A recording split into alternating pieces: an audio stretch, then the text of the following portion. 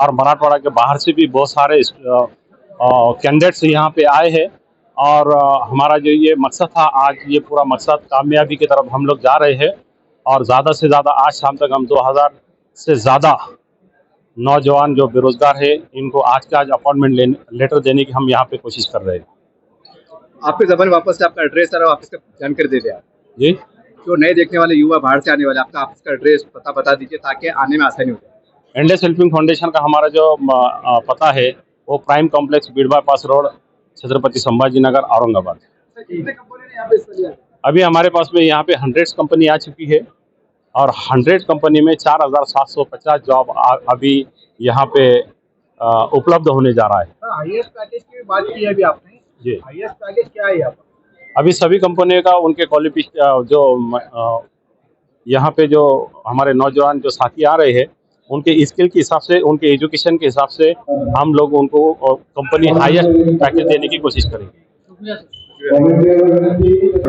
इथं जवळपास endless helping foundation मार्फत जो जॉब फेअर इथं घेण्यात आलेला आहे, त्याच्यामध्ये जवळजवळ 100 कंपन्या सहभागी होत आहेत आणि बऱ्याच 3 ते 4 हजार मुलांनी इथं नॉमिनेट त्यांचं नाव नोंदवलेलं आहे आणि आमची आशा आहे की 2.5 ते 3 हजार लोकांना आज रोजगार मिळू शकेल अशी आशा आज व्यक्त करतोय आम्ही। कुठून आले मुलं इथं? पूर्ण मराठवाड्यातून लातूर, उस्मानाबाद, हिंगोली, जालना आणि औरंगाबाद, संभाजीनगर शहरातले सुद्धा बरेच उमेदवार आलेले आहेत आणि निश्चितपणे त्यांना रोजगार मिळण्याची शक्यता आहे। रोजगार अजून कोणत्या फॅक्टरीमध्ये काम करते? वेगवेगळ्या बजाज ऑटो आहे, एंडोरन्स आहे, त्याच्यानंतर वेगवेगळे IT कंपनीज आहे, त्याच्यानंतर हॉस्पिटल आहेत, म्हणजे हेगडेवार सारखे हॉस्पिटल आहेत, MIT, त्याच्यानंतर एशियन हॉस्पिटल यांचे सुद्धा आहेत आणि IT कंपन्या मोठ्या प्रमाणावर होत आहेत। आपण एंडलेस फाउंडेशनचे जे आहेत डायरेक्टर आहात, हे रोजगार सोडून याच्या व्यतिरिक्त कोणत्या याच्यामध्ये फॅक्टरीमध्ये एंडलेस फाउंडेशन 4 सेक्टरमध्ये काम करत आहे। एक म्हणजे पहिले एज्युकेशन नंतर ॲग्रिकल्चर एक महत्त्वाचं सेक्टर, आज शेतकरी आपला परेशान आहे, त्याच्यासाठी सुद्धा शासनाच्या ज्या वेगवेगळ्या योजना आहेत त्या योजनाच्या संदर्भात आम्ही त्यांना मार्गदर्शन करत आहोत आणि पोकरा किंवा दीनदयाल उपाध्याय नावाची जी शासनाची योजना आहे ती शेतकऱ्यापर्यंत कशी पोहोचेल या संदर्भात सुद्धा एंडलेस फाउंडेशन प्रयत्न करीत आहे। मी मुकीम देशमुख, मी एंडलेस फाउंडेशनचा सेक्रेटरी आहे आणि याच्यामध्ये आम्ही सध्या कार्यरत आहोत। मेरा नाम निशा पांडे है और मैं masters degree university of Verona Italy से करके आई हूँ और यहाँ पे मैं हरमन फिनोकेम में अप्लाई करने के लिए आई क्योंकि मुझे उनका मिशन जो भी है कंपनी का वो मुझे बहुत पसंद है।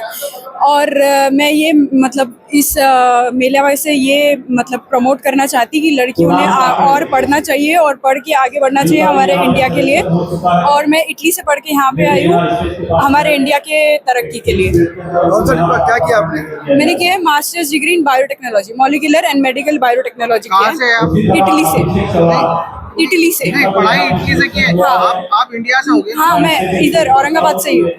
हाँ। तो आपको क्या लगता है, आपको पैकेज मिल जाएगा यहाँ पे? मिल जाएगा क्योंकि मेरे पास एक्सपीरियंस काफ़ी है और मेरा रेलेवेंट डिग्री भी है तो मुझे मिल जाएगा। क्या एक्सपीरियंस है आपका? मैंने लैब में रिसर्च किया हुआ है ऑलमोस्ट 2 इयर्स के लिए, तो वहाँ पे भी मैंने काफ़ी रिसर्च किया हुआ है और हरमन फिनोकेम के साथ में वो रेलेवेंट है। तो आपको कितने पैकेज की अपेक्षा है आप? डिपेंड करता है वो लोग कितना ऑफर कर रहे हैं। अभी तक तो मैंने इस बारे में कुछ सोचा नहीं, तो पर कुछ आइडिया है तो मैं सर्वप्रथम मी एंडलेस फाउंडेशनचा मनापासून आभार व्यक्त करतो की त्यांनी आज या ठिकाणी खूप चांगल्या प्रकारे दिव्य असा जॉब फेअर ऑर्गनाइज केला आणि कमीत कमी ह्या ठिकाणी 3000 पेक्षाही जास्त विद्यार्थी ह्या ठिकाणी संख्या आहे आणि खूप चांगल्या प्रकारे मुलांचा प्रतिसाद आहे। मी स्वतः आज या ठिकाणी टीमलीज कंपनी मार्फत या ठिकाणी आलो आणि एक चांगल्या प्रकारे विद्यार्थी सिलेक्शन करेल असं मला आशा आहे। आणि या मुलांचं पाहता गेला आम्हाला जे रिक्वायर कॅन्डिडेट आहेत एनी डिप्लोमा, ITI आणि डिग्री आहेत, तर औरंगाबाद सारख्या सिटीमध्ये, छत्रपती संभाजीनगर सिटीमध्ये हा खूप चांगल्या प्रकारे रोजगार मेळावा झाला आणि त्याबद्दल मी सर्वांचं मनापासून आभार व्यक्त करतो। आणि थँक्यू एंडलेस फाउंडेशन की प्रत्येक वर्षी असं 6 महिन्याला तुम्ही प्रत्येक जॉब फेअर भरवा आणि एक चांगल्या मुला मुलींना नोकरीची संधी उपलब्ध करून द्या। Thank you so much. जॉब के लिए जो भी युवक यहाँ पे आए हैं। बाहर हमारे पास में कंपनी का सब इंट्रोडक्शन दिया है, कौन सी कंपनी में कौन सा जॉब अवेलेबल है। तो मैं सभी कंपनी के जो पर्सन्स आए हैं ये अपने अपने स्टॉल में अभी चले जाए। जो बच्चों ने यहाँ पे फॉर्म नहीं भरे हैं वो बाहर से जाके अपना फॉर्म पे रजिस्ट्रेशन कर लें और अपने रिक्वायरमेंट के हिसाब से अपने अपने कंपनी के स्टॉल में जाके वहाँ पे इंटरव्यू दें। जॉब मेगा फेयर प्रोग्राम के वास्ते हमने आज इनॉग्रेशन किया है।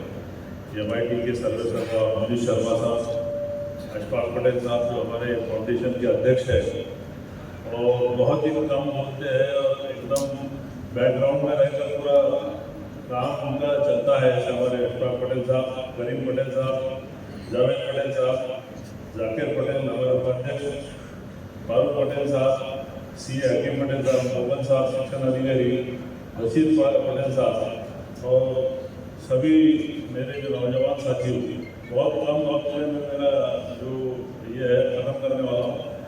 ये आप सभी का यहाँ पर खैर मकदम है, आपका स्वागत है। और ये हमारे अशफाक पटेल साहब के ने जब ये शुरू किए थे तो ये शेर ऐसा और एक शेर बोलना मैं कि अकेला ही चला था जानी में मंजिल मगर, अकेला ही चला था जानी में मंजिल मगर, लोग मिलते गए और ये कारवां बनता गया। माधव महानव साहेबांनी सांगितलेलं आहे कवी, मराठवाड्याचे प्रसिद्ध कवी, की देणाऱ्याने देत जावे, घेणाऱ्याने घेत जावे, देणाऱ्याने देत जावे, घेणाऱ्याने घेत जावे आणि देता देता देणाऱ्याची हात घ्यावे. अशा पद्धतीनं हे एक NGO हे स्थापन झालेली आहे आणि या NGOच्या माध्यमातून 4 सेक्टरमध्ये आता उल्लेख झाला की 4 सेक्टरमध्ये काम करत आहे. आज आपण बघतो शेतकरी खूप अडचणीत आहे. बाकीचे जे कार्यक्रम आहेत त्याच्यामध्ये आम्ही शेतीवर सुद्धा लक्ष देणार आहोत. म्हणून हे वेगळ्या पद्धतीने चालणारं एक फाउंडेशन आहे. तो ये खेती में भी हम काम करने वाले हैं, इस तरीके से काम होने वाला है. और आखिरी में जाते जाते मैं सभी से गुजारिश करूँगा कि बड़े पैमाने पे नौजवान लोग आए हुए हैं, हम आपसे रिक्वेस्ट करते हैं कि ये जो अलग अलग स्टॉल लगे हुए हैं ये स्टॉल पे आप गर्दी ना करते हुए आराम से अपना इंटरव्यू दीजिए और अपना सिलेक्शन कीजिए. थोड़ा सा अगर वहाँ पर एक आधी स्टॉल पे अगर गर्दी है तो थोड़ा रुकिए, आपके लिए बैठने की व्यवस्था है. और इस तरीके से आसानी से ये अपना प्रोग्राम चलता रहेगा. ऐसे सभी नौजवान साथियों से मैं गुजारिश करूँगा. और आखिरी जाते जाते हमारे फाउंडेशन का जो उद्देश्य है एक शेर बोलने में मैं उसको ख़त्म करूँगा कि सिर्फ हंगामा खड़ा करना मेरा मकसद नहीं, सिर्फ हंगामा खड़ा करना मेरा मकसद नहीं, मेरी कोशिश है कि तस्वीर बदलनी चाहिए. शुक्रिया. नहीं है तो ये कोर्सेज एग्रीकल्चर से रिलेटेड है. एग्रीकल्चर में भी एडवांस एग्रीकल्चर से रिलेटेड है. यहाँ पे हाइड्रोपोनिक्स, ग्रीन हाउस मैनेजमेंट, ऐसे सभी प्रकार के कोर्सेज हैं जिसमें even soil testing, laboratory assistant जैसे कोर्सेज भी MIT ऑफर करता है. और मैं इस मंच के माध्यम से ये आप सबको संदेश देना चाहता हूँ, जिन विद्यार्थियों को छोटे कोर्सेज करके वोकेशनल स्किल्स लेके इमीडिएटली जॉब की ज़रूरत है, ऐसे सभी यंगस्टर, सभी विद्यार्थियों को MIT में पूरा स्वागत है. आपके हम यहाँ स्टॉल लगा देंगे अभी, उसकी जानकारी के लिए जिसको जानकारी चाहिए वो भी मिल जाएगी. तो ये बहुत सारे लोग ऐसे समझते हैं कि MIT बड़े बड़े प्रोग्राम चलाता है, छोटे नहीं चलाता है. तो छोटे प्रोग्राम तो बहुत इंपॉर्टेंट है. हमारे पास एक बैचलर ऑफ वोकेशनल डिग्री का प्रोग्राम है. नई जो एजुकेशन पॉलिसी है गवर्नमेंट ऑफ इंडिया की, उसके तहत वो कोर्स में मल्टीपल एंट्री मल्टीपल एग्जिट है. समझिए 3 साल का प्रोग्राम करेंगे. रेफ्रिजरेशन एंड एयर कंडीशनिंग, आप एयर कंडीशनिंग और रेफ्रिजरेशन में कोर्स करें 3 साल का. 1 साल के बाद अगर आप एग्जिट करते तो आपको डिप्लोमा मिलेगा. 2 साल के बाद अगर कोर्स छोड़ते जाते हैं आपको एडवांस डिप्लोमा मिलेगा. और 3 साल पूरे करके जाते हैं तो आपको डिग्री मिलेगी. तो ऐसे प्रोग्राम्स भी अवेलेबल हैं जो विद्यार्थियों की नीड के हिसाब से मोल्ड किए गए हैं. उसका भी आप सब फायदा लें. इन्हीं शब्दों के साथ मैं यहाँ रुकता हूँ क्योंकि बहुत सारे लोग बाहर तैयार कर रहे हैं. आज का जो मेन कार्यक्रम है तो जल्दी से शुरुआत हो. और आखिर में मैं वापस अशफाक पटेल जो फाउंडिंग चेयरमैन हैं और ये सभी बोर्ड ऑफ डायरेक्टर्स जो जुड़े हुए हैं और आगे बैठे हुए सभी गणमान्य व्यक्ति हैं, आप सबको मैं बधाई देता हूं कि आप ये बहुत अच्छा कार्य कर रहे हैं और इसमें जरूरी समाज कर रहे हैं।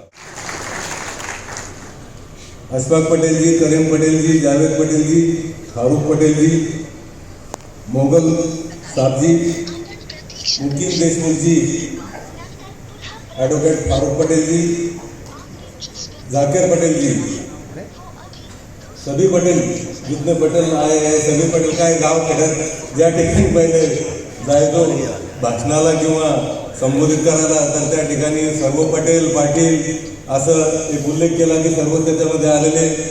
या खरं म्हणजे फाउंडेशनचं नाव आलं तर सर्वांना वाटत असतं की काहीतरी पावती फाडावी लागेल, डोनेशन फाउंडेशनला द्यावं लागेल. त्या कारणाने लोक सध्या फाउंडेशनला अशा नजरेने बघत होते का आपल्याला या ठिकाणी चीफ गेस्ट म्हणून बोलवलं किंवा काही कार्यक्रमाच्या उद्देशाने बोलवलं तर आपल्याला त्या ठिकाणी काही डोनेशन द्यावं लागतं की काय. पण मी आपल्या सर्वांना या ठिकाणी सांगू इच्छितो की इंडलेस हेल्पिंग फाउंडेशन असा फाउंडेशन आहे का कोणालाही पैसे मागणार नाही, कोणाची मदताची त्याला गरज नाही. सर्व लोक याच्यामध्ये सक्षम आहे. आपली मदत करण्यासाठी हा फाउंडेशन बसलेला आहे. आपल्यासाठी कोणतीही गरज पडली, ज्या पद्धतीने हॉस्पिटल असतील, कंपन्या असतील, एज्युकेशनमध्ये असेल, ज्या ठिकाणी मुलांना शिक्षणाची व्यवस्था करण्यासाठी सर्व ठिकाणी इंडलेस हेल्पिंग फाउंडेशन आपल्या मदतीसाठी या ठिकाणी उपलब्ध असणार आहे यापुढे सुद्धा. आणि ज्या पद्धतीने जाकिर पटेलने सांगितलं की मुनीष शर्मा जी का इतना बड़ा हॉल उन्होंने दिए, तो मैं आपको बताना चाहता हूँ कि जितना बड़ा हॉल है उससे बड़ा मुनीष शर्मा जी का दिल है. क्या इंसानियत का अगर आप यहाँ पर बात की तो उनकी संस्था है, संस्था में आप एडमिशन कीजिए, एजुकेशन लीजिए. उनको कोई ज़रूरत नहीं, आपको नौकरी लगेगी नहीं लगेगी ये आपके बलबूते पर, आपकी कामयाबी पर है. लेकिन उनसे कहीं तो भी उनको दिल से लगता है क्या हर इंसान को रोजगार मिलना चाहिए. हर इस हॉल के बाहर इससे भी ज़्यादा लोग जो यहाँ पे उपस्थित हैं, मैं सबको नमस्कार कहता हूँ. ज़्यादा समय नहीं लूँगा क्योंकि बहुत सारे लोग इंतज़ार कर रहे हैं, बहुत सारे भाषण हो गए हैं और आज के कार्यक्रम का जो आयोजन एंडलेस हेल्पिंग फाउंडेशन कर रहा है उसका जो प्रयोजन है, उसके पीछे की जो मंशा है, उनके जो विचार हैं, जिन जिन विषयों पे वो काम करना चाहते हैं, ये अभी तक सबको अवगत हो गया होगा. और उदाहरण के तौर पे अगर मैं आपके सामने जो आज का एंडलेस हेल्पिंग फाउंडेशन का वनडे मैच है, अगर उदाहरण के तौर पे मैं कहूँ तो मुझे ऐसे लगता है कि ये पहला ऐसा क्रिकेट का मैच यहाँ पे दोनों ही टीमें जीतने वाली हैं.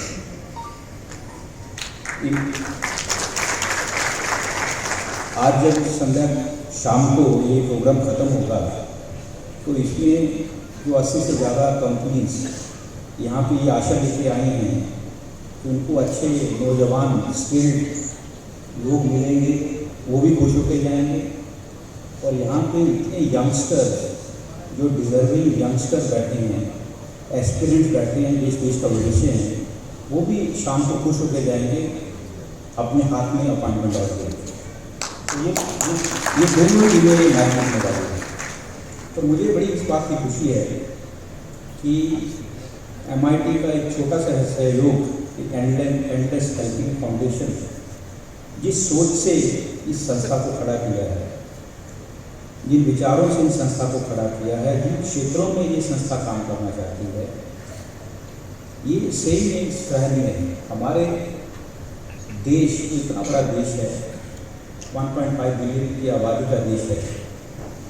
इस देश का भविष्य तभी बनेगा अगर यहाँ पे ऐसी ऑर्गेनाइजेशन है जो for the people, by the people, for the people, और किसी भी पॉलिटिकल एजेंडे को सामने ना रखते, जात को, धर्म को, जो इस देश को बांटने का काम करती है, इन सब चीज़ों को दूर रख के ज़रूरतमंदों की मदद करना, और ये चारों ही विषय ऐसे हैं, अगर आप इनका मिशन पढ़ेंगे, सामने लिखा है मैं सबको रिक्वेस्ट करूँगा कि आप सब जाते जाते ये मिशन पढ़ के जाइए, और जिस मिशन पे ये लोग काम करना चाहते हैं और जिस स्पिरिट से ये काम करना चाहते हैं, ये वाकई में एंडलेस है।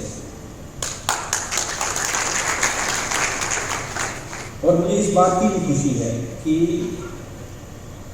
इस काम के प्रति उनकी कोई ऐसी इच्छा नहीं है कि आप उनको डोनेशन दें या कंपनियां CSR फंड्स दें।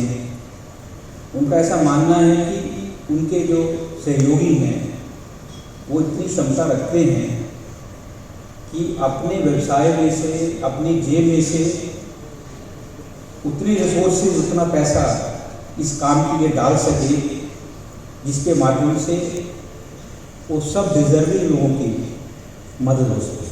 तो ये भी बहुत सराहनीय है और मैं इस बात के लिए सभी जो ऑफिस बेरर हैं उनकी मैं जितनी प्रशंसा करता हूँ। यहाँ पे बैठे हुए सभी लोगों को मैं शुभेच्छा देता हूँ।